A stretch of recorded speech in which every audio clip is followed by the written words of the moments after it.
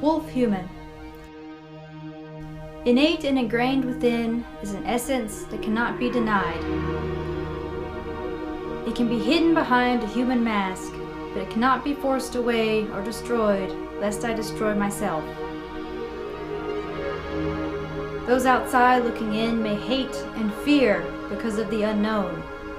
Sometimes I am frightened too. Yet I am also empowered by the mystery that I carry. I exist. I am real.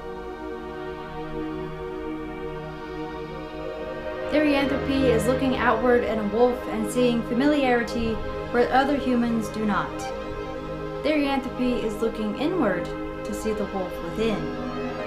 It is being aware that I am between worlds, unable to deny the wolf and unable to deny the human aspects of my life. Therianthropy is balancing the civilized routine with a spark of untamed wildness, tempering the bestial instinct with human intelligence. I'm a wolf with a human mind and body, a human with the mind and spirit of a wolf. I am a wolf Therianthrope.